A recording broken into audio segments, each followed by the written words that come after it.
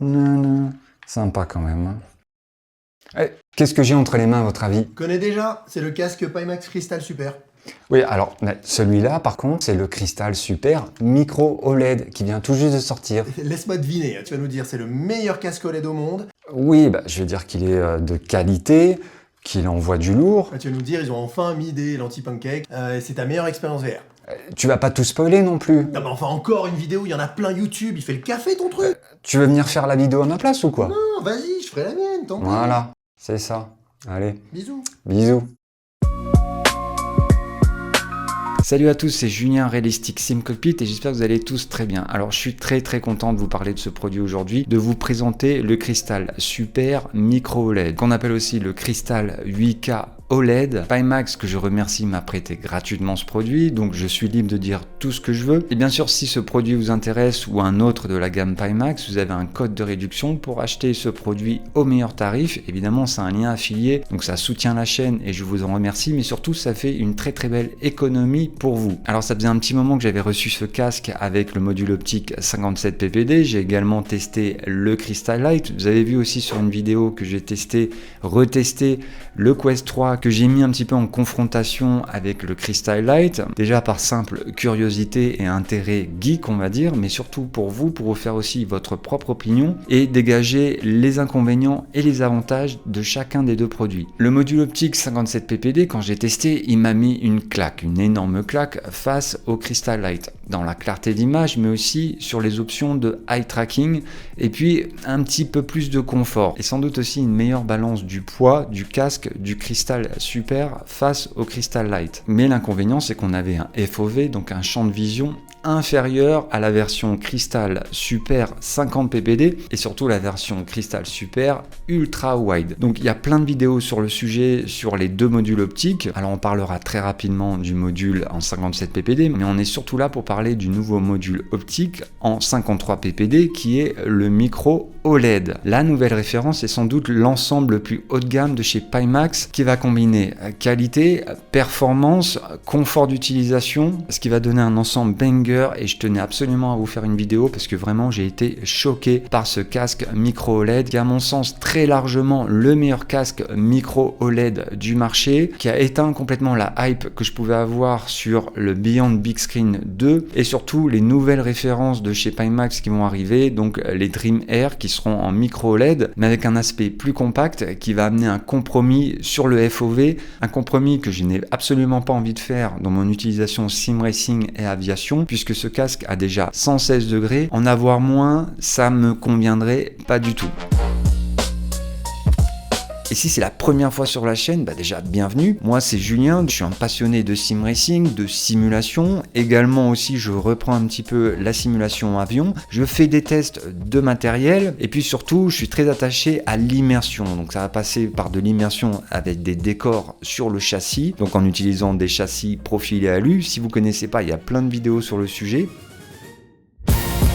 Alors j'ai passé des semaines à tester ce casque et ce module optique micro OLED sur des titres de simulation comme iRacing, dans des conditions de jour, mais également sur Le Mans Ultimate dans des conditions de nuit, et puis également sur du rallye avec Assetto Corsa Rally. Dans toutes les situations, le casque a fonctionné de manière incroyable, créant une réelle addiction chez moi et quasiment une envie de ne plus quitter le casque et de rouler que en VR. Vraiment, à chaque fois, ça a été dur de mettre fin à la session, et puis il y a eu clairement un avant-après quand j'ai changé les mousses faciales, des mousses faciales que j'avais commandées chez AliExpress pour 10 €, qui ont largement augmenté le confort, et puis surtout à chaque fois que je mettais ce casque, ça y est, j'étais tout de suite bien. Dites-moi en commentaire si vous voulez d'autres tests sur les simulations d'aviation. Donc dans cette vidéo, on va voir le déballage, on va regarder en détail ce casque Pimax Crystal Super bien sûr, puis la partie logicielle avec le logiciel Pimax Play, et puis je vous donnerai mes impressions finales quand on utilise ce casque en simulation de course automobile.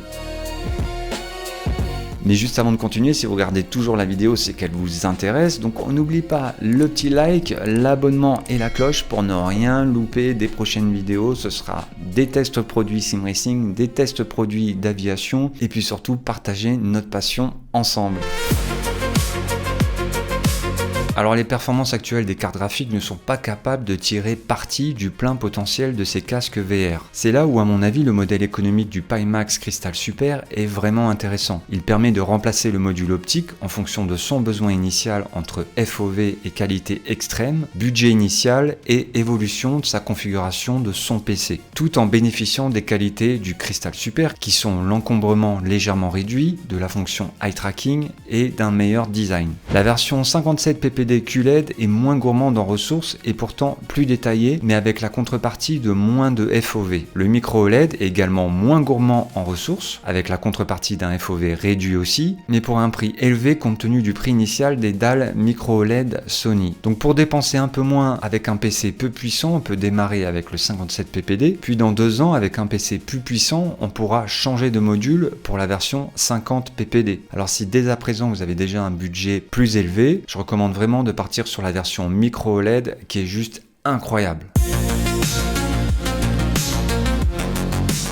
Alors passons à l'unboxing de ce casque Pimax Crystal Super. Donc toujours ce super packaging très compact où on va trouver le casque et les accessoires. Alors Pimax m'a envoyé une version où j'avais une mousse faciale un petit peu moins épaisse que j'ai essayé mais qui ne m'apportait pas le confort que je voulais vu que je mets pas mal de compression pour avoir les yeux au plus proche des lentilles. J'ai reçu également le Comfort Top Strap qui va s'installer avec des vis et qui va équilibrer encore plus le confort et le poids du casque, donc très intéressant, je recommande. Ensuite comme d'habitude on retrouve les 2 contrôleurs, donc 2 contrôleurs qui vont se charger en USB. Bon, ça semble être des copies de contrôleurs qu'on retrouve avec la plupart des casques VR. C'est des contrôleurs que je n'ai jamais essayé, donc je peux pas trop donner mon avis là-dessus. Il m'a été fourni également les écouteurs DMAS. Donc 2 écouteurs qui vont remplacer les écouteurs d'origine. Très facile à installer puisqu'il y a juste une vis à dévisser et on va remplacer chacun des écouteurs. Et puis le casque Crystal Super qui donc là est équipé du module 57 ppd. On a des boutons sur la façade pour allumer l'écran et surtout contrôler le volume. Tout de suite, on remarque aussi qu'il est plus petit. On va pouvoir enlever et remplacer le module optique. Ensuite, on a une petite boîte donc avec des câbles de charge USB, l'alimentation avec différents connecteurs en fonction du pays. Et donc, vous allez créer votre prise selon vos besoins. Et bien sûr, le long câble, donc DisplayPort et USB pour connecter ce casque à votre ordinateur sur un port de votre carte graphique et sur un port USB 3. Et puis, on a le petit connecteur pour insérer l'alimentation. Un petit tournevis et des vis qui sont fournis donc pour installer le Comfort Top Strap. Donc c'est la finition du Crystal Super qu'on reconnaît avec sa bande LED lumineuse qui va être paramétrable. Vous n'avez pas trop de choix de couleurs, mais on aime bien le vert de toute façon de chez Pimax avec un effet un petit peu miroir, mais une très très belle bande de LED qui fait très classe. Un revêtement plastique assez habituel. Une finition de toute façon quand même réussie. Donc là c'est là vraiment toute option. Donc avec le top strap et les écouteurs DMAS, écouteurs qui rajoutent un petit peu de qualité, mais c'est pas non plus de la folie. La meilleure qualité sonore vous l'aurez de toute façon avec des écouteurs intra-auriculaires.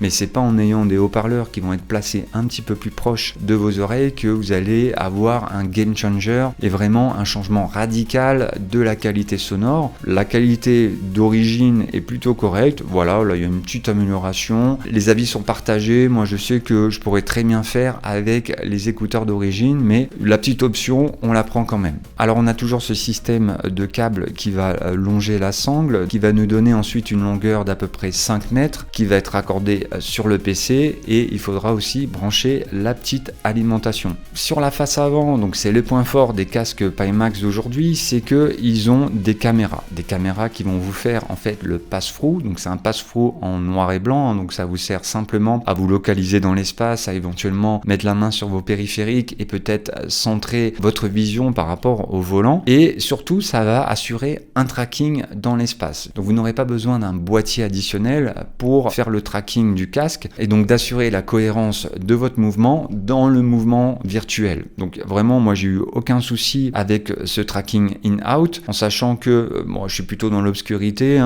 et vraiment aucun problème de glissement. Et de toute façon, cette expérience avec ce casque micro LED a juste été exceptionnel, incroyable. Pour moi, c'est clairement la nouvelle référence du marché et comme je vous l'ai dit, vraiment j'ai aucune hype maintenant avec des casques de type lunettes qui vont nous réduire le FOV puisque le FOV est vraiment très important. C'est pour ça qu'on a des écrans ultra wide, c'est pour ça qu'on a des triple screens, c'est qu'on va avoir un champ de vision, on va dire du rétroviseur gauche au rétroviseur droit. Évidemment, vous n'aurez pas un tel champ de vision avec ce casque, il faudra plutôt aller sur les versions 50 ppd ou la version ultra wide, ça forcément c'est leur point fort, en sachant que c'est des versions aussi qui vont consommer plus de ressources. Ce super micro OLED avec simplement une carte graphique 5070 suffit largement à tourner à 72 voire 90 fps, donc c'est-à-dire 90 Hz, donc la fréquence d'image de toute façon maximale de ces dalles Sony et en résolution native, c'est-à-dire qu'on va pas chercher à mettre du DLSS, du frame generation, on va être vraiment en natif pour avoir la meilleure qualité d'image et donc quand on combine une sortie vidéo qui passe par le DisplayPort, donc sans compression, avec des écrans micro OLED, des dalles Sony d'une qualité incroyable, au contraste parfait, aux couleurs et à un noir absolu, c'est tout simplement un régal qui peut même poser la question d'abandonner les écrans vu que vraiment on est dans une expérience et une immersion hors du commun. Bon, c'est vrai que moi je fais du sim racing et de l'aviation et avant tout je suis un grand passionné aussi de jeux vidéo mais que j'ai un petit peu abandonné. Là j'ai envie de redécouvrir des jeux, découvrir des jeux actuels en VR comme par exemple Cyberpunk 2077 ou reprendre tout ce qui est Star Citizen puisque maintenant on peut jouer en VR et reprendre aussi pour les plus anciens sur la chaîne Star Wars Squadron en entier puisque l'expérience va être normalement incroyable et hyper immersive et surtout ultra détaillée et quasi réaliste.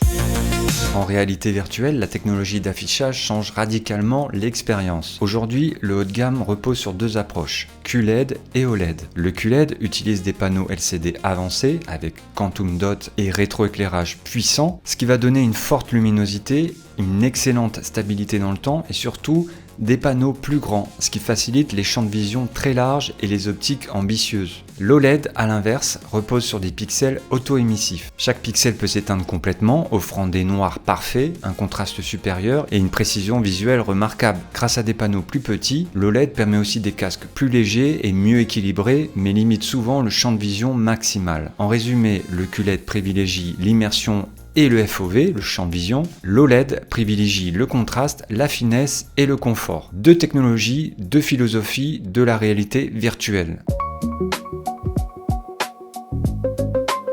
Alors petit tour très rapide du logiciel Pimax Play qui nous sert à configurer le casque. Donc on va pouvoir configurer le Room Settings, donc la configuration de la pièce. Donc c'est un scan de la pièce que je pourrais pas vous montrer, mais qui sert à spatialiser le casque. Mais les réglages principaux vont se passer dans Device Setting. Donc on retrouve les informations du numéro de série, du module optique et de la fréquence des lumières, en sachant qu'en France on est sur du 50 Hz, donc on va laisser en 50 Hz. On peut sélectionner un mode Recline dans le cas où on va utiliser le casque allongé. On a bien sûr la sélection du taux de rafraîchissement, donc le nombre d'images par seconde que va envoyer le casque. Alors c'est bien sûr tout à fait jouable en 72 Hz et peut-être recommandé pour des configurations de PC moins puissantes.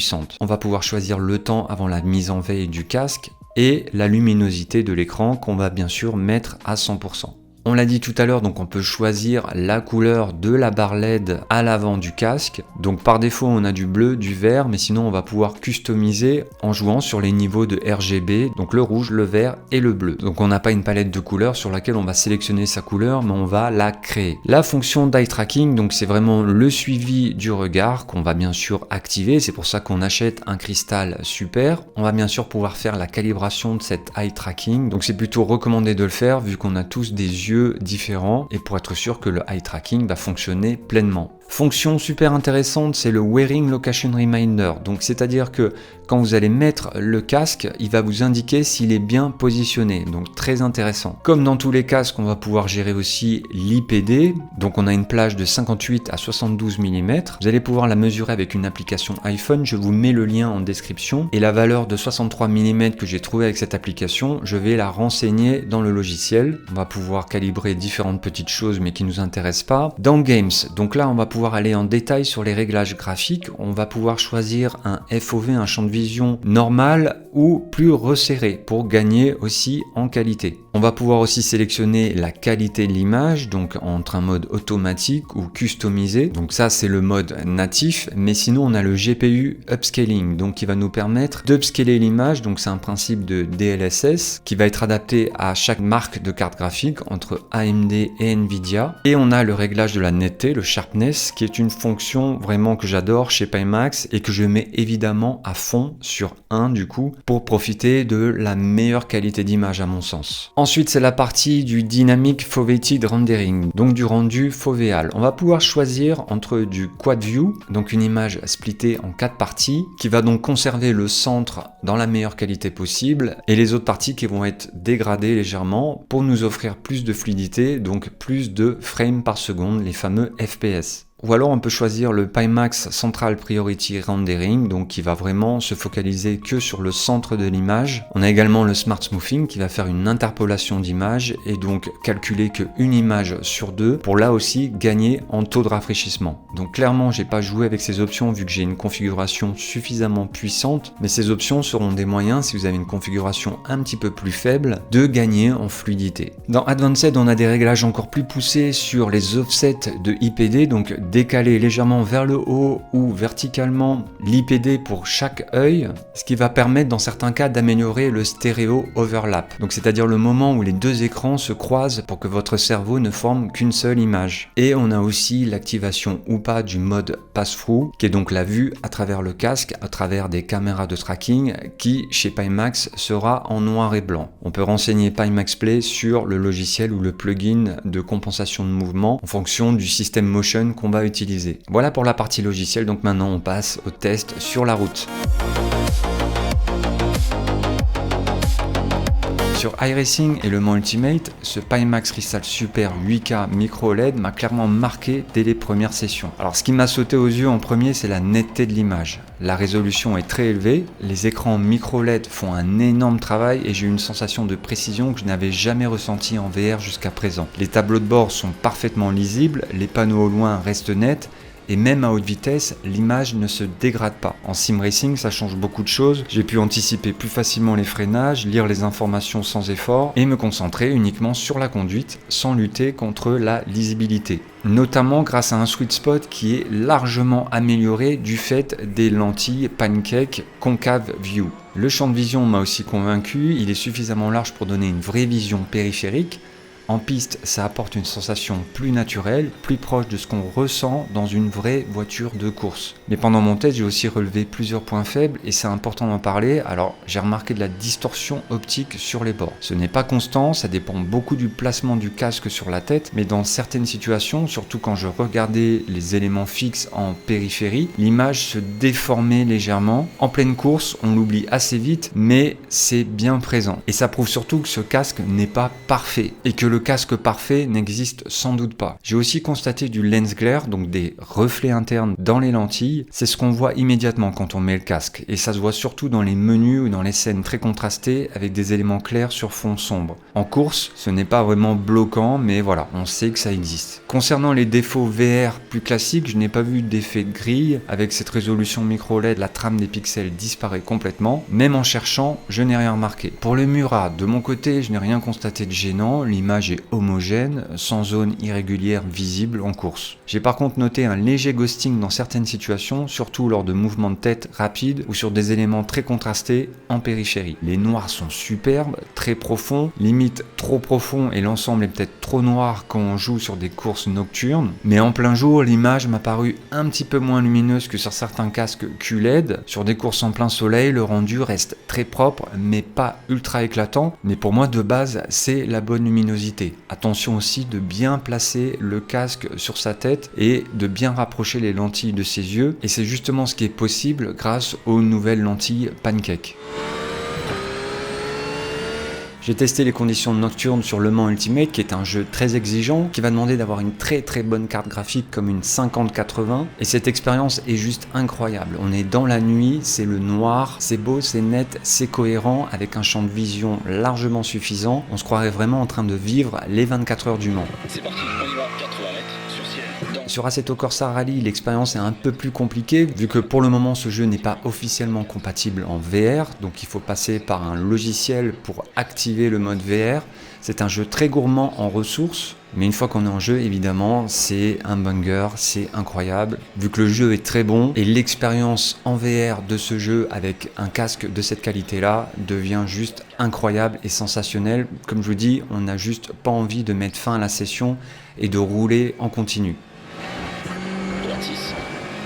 Alors le Meta Quest 3, je le connais bien, c'est un casque très polyvalent, facile à utiliser, mais en sim racing, il joue pas dans la même catégorie. La résolution et le contraste sont inférieurs et la lisibilité à longue distance est loin d'atteindre les casques Pimax. Pour une utilisation occasionnelle, il fait le travail, mais pour une pratique exigeante comme iRacing, la différence se ressent très rapidement. Concernant le Big Screen Beyond 2 et la catégorie de casques type lunettes comme les Dream Air aussi de Pimax qui vont bientôt arriver, alors je les ai pas testés personnellement, je me base donc sur les spécifications et les retours qu'on peut trouver sur internet. Ces casques sont reconnus pour leur légèreté et leur confort, ce qui est un vrai avantage pour des longues sessions. En revanche, leur champ de vision sera plus réduit et sur le papier, ils restent en dessous des specs techniques du Crystal Super Micro OLED. Pour le sim racing, ça signifie potentiellement une immersion périphérique moins marquée, donc moins de FOV, même si le confort est un point fort. Donc encore une fois, c'est une question de compromis. Le Pimax Crystal Light en comparaison offre déjà une expérience solide, l'image est propre, immersive et pour beaucoup de joueurs, il représente un très bon compromis. Mais en passant sur le Crystal Super 8K Micro OLED, j'ai clairement ressenti un gain en finesse d'image et en précision visuelle. C'est une révolution totale et pour quelqu'un qui cherche le maximum de clarté en cockpit,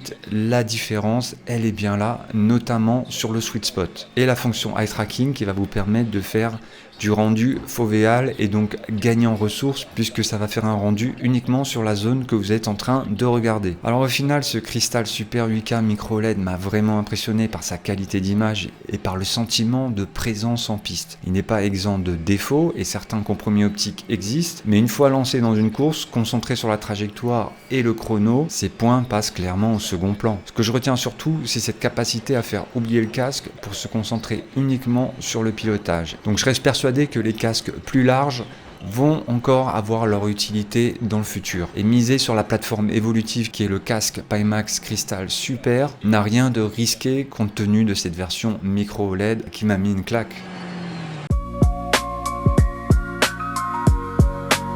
Voilà les amis, c'est tout pour aujourd'hui. Donc vraiment, ce casque, il est incroyable. Vous l'avez compris, évidemment, 2000 €, c'est quand même un budget quand même assez conséquent.